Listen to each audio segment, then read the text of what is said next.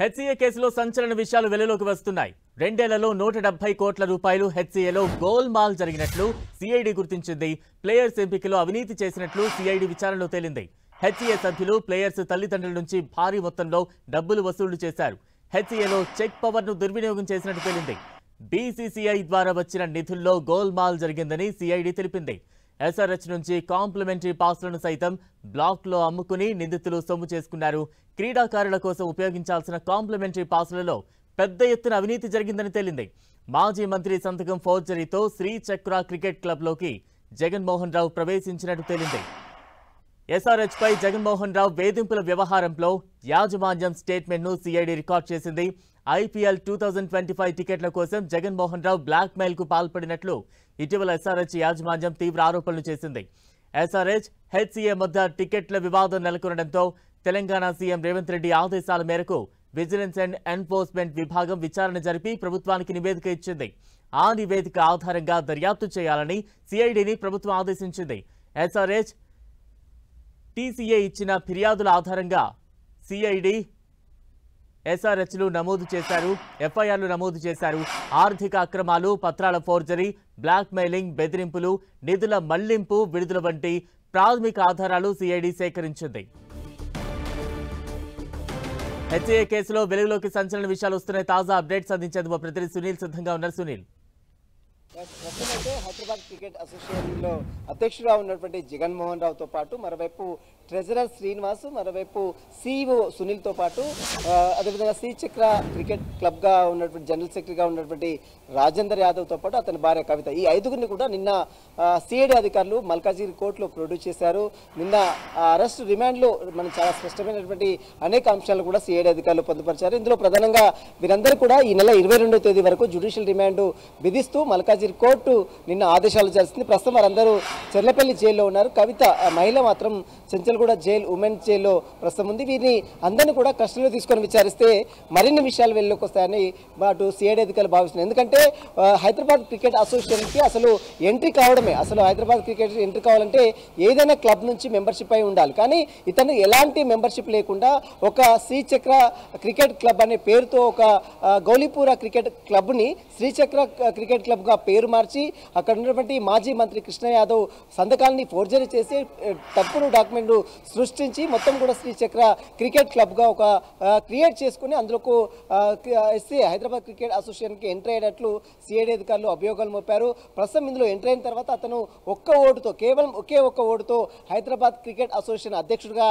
గెలుపొందాడు. అతను గెలుపొందిన తర్వాత ఇక ప్రతి సంవత్సరం బీసీఐ ప్రతి స్టేడియానికి ఐపీఎల్ కావచ్చు, మిగతా మ్యాచెస్ కండక్ట్ చేయడం కోసం ప్రతి స్టేడియానికి 100 కోట్ల రూపాయలు అటు క్రికెట్ అకాడమీకి అసోసియేషన్కి ఇస్తూ ఉంటుంది. అదే తరాలో ఎస్ఏఎస్ కూడా ఇస్తున్నటువంటి ఫండ్, బీసీఐ నుంచి వచ్చే ఫండ్ మొత్తం కూడా పూర్తిగా దుర్వినియోగం చేశారనేది ఇతనిపై వస్తున్న ప్రధాన అభియోగం. మరి దీంతో పాటు ఐపీఎల్ మ్యాచ్లు, ఇటీవల ఐపీఎల్ సీజన్ 18 జరిగింది.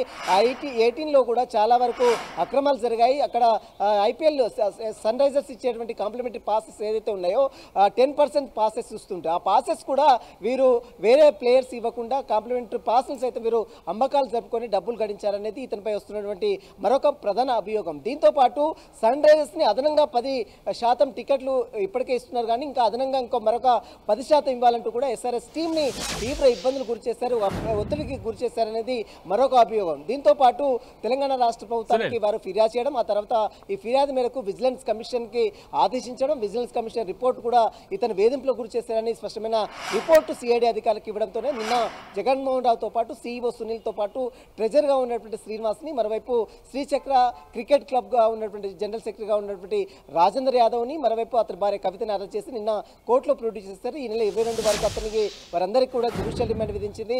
ఇప్పటికే వారిని కస్టడీలో తీసుకోవాలని కూడా భావిస్తున్నారు. మరి బెయిల్ మంజూరు చేయాలని కూడా వీరు పిటిషన్ కూడా దాఖలు చేసే అవకాశం ఉంది. అంటే విచారణలో ఇంకా ఎటువంటి అంశాలు రాబట్టబోతున్నారు? జగన్మోహన్ రావుని నడిపింది ఎవరు? ఈ కోణంలో కూడా ఏమైనా విచారణ జరిగే అవకాశాలు ఉన్నాయా? ఖచ్చితంగా, ఎందుకంటే ఇందులో రాజకీయ ప్రముఖుల హస్తం ఉందంటూ కూడా పెద్ద ఎత్తున ప్రచారం జరుగుతుంది. అప్పట్లో కొంతమంది మంత్రులు సైతం ఇందులో ఇన్వాల్వ్మెంట్ ఉందంటూ కూడా ఇతనిపై పెద్ద ఎత్తున ఆరోపణలు పెడుతున్నాయి. దాదాపు హైదరాబాద్ క్రికెట్ అసోసియేషన్ అంటేనే ఇది ఒక పెద్ద వ్యవస్థగా మారింది. ఎందుకంటే ఇందులో కోట్ల రూపాయలు దండుకుంటున్నారు. గతంలో ఉన్నటువంటి అధ్యక్షుల పేరుతో జరిగినటువంటి అవకతవకలు కావచ్చు, ఇటీవల జరుగుతున్నటువంటి అవకతవకలు కావచ్చు, దీని అందరి వెనుక రాజకీయ హస్తం ఉన్నది ఇతనిపై వస్తున్నటువంటి ప్రధానాభియోగం. ఇతని ముందు వెనుక ఉండి నడిపిస్తున్నటువంటి అదృశ్య శక్తులు ఎవరన్న తరహాలో కూడా సిఐడి అధికారులు చాలా లోతుగా దర్యాప్తు కొనసాగిస్తున్నారు. జగన్మోహన్ రావుపై చాలా అభియోగాలు పెడుతున్నాయి. అతనికి సంబంధించిన స్కూల్స్కు సంబంధించిన విషయాలపై కూడా పూర్తిగా సిఐడి అధికారులు ఆరా తీస్తున్నారు. స్కూల్స్తో పాటు మరి మ్యాచెస్ జరుగుతున్నప్పుడు చాలామంది అతని స్కూల్ పిల్లల్ని సైతం ఇక్కడ తీసుకొచ్చి క్రికెట్ని వీక్షించే విధంగా చేస్తున్నారు.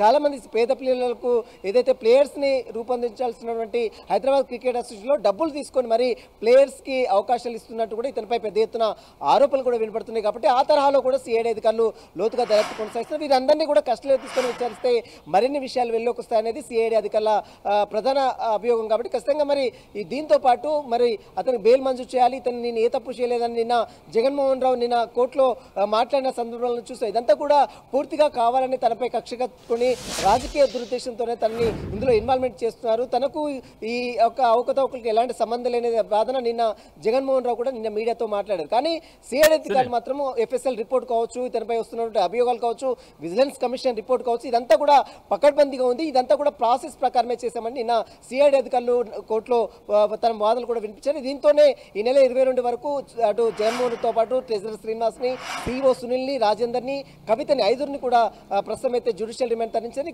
కేవలం ఈ కేసులో A2గా ఉన్నటువంటి దేవేందర్ రాజేందర్ మాత్రం ప్రస్తుతం అయితే అబ్స్కాండింగ్లో ఉన్నాడు. బలరాం, సునీల్, అంటే ఈ దందాలో ఎంత మొత్తం చేతులు మారాయని భావిస్తూ ఉన్నారు? ఒకవేళ ఆ చర్యలు తీసుకోవాల్సి వస్తే ఎటువంటి కఠిన చర్యలు ఉండే అవకాశాలు ఉంటాయి? ప్రస్తుతం అయితే 170 కోట్లు మొత్తం కూడా అవకతవకలు జరిగినట్లు కొత్త ఆరోపణలు ఉంటాయి. దానికి సంబంధించిన డాటా మొత్తం కూడా నిన్న సిఐడి అధికారులు కోర్టులో ప్రొడ్యూస్ చేయడం జరిగింది. ఎందుకంటే నిధుల దుర్వినియోగం అయితే హైదరాబాద్ క్రికెట్ అసోసియేషన్కి వస్తున్నటువంటి డబ్బులు మొత్తం కూడా ఎలాంటి అభివృద్ధి పనులు చేయకుండా డబ్బులు మొత్తం కూడా పూర్తిగా దారి మళ్లించారు. ఫేక్ సంతకాలు చేసుకొని ఫేక్ డాక్యుమెంట్స్ పెట్టి ఇతను ఎంటర్ కావడం జరిగింది HCLకి. దీంతో పాటు శ్రీచక్ర క్రికెట్ క్లబ్ ఏదైతే ఉందో అది అసలు లేనే లేదో అలాంటి లేని క్లబ్ని ఉన్నట్లు ఫేక్ డాక్యుమెంట్ సృష్టించి మొత్తం కూడా ఇతను ఫోర్జరీ చేశారనేది ఇతనిపై వస్తున్న ప్రధాన అభియోగం. కాబట్టి మరి చూడాలి ఈ కేసులో సిఐడి అధికారులు దీని వెనుక ఉన్నటువంటి అదృశ్య శక్తులు ఎవరు, ఉండి నడిపిస్తున్న వ్యక్తులు ఎవరన్న తరహాలో పూర్తిగా ఆరా తీస్తున్నారు. అసలు సూత్రధారులు ఎవరు, ప్రధాన పాత్రధారులు ఎవరన్న తరహాలోనే సిఐడి అధికారుల దర్యాప్తు అయితే కొనసాగుతుంది. Right, thank you Sunil.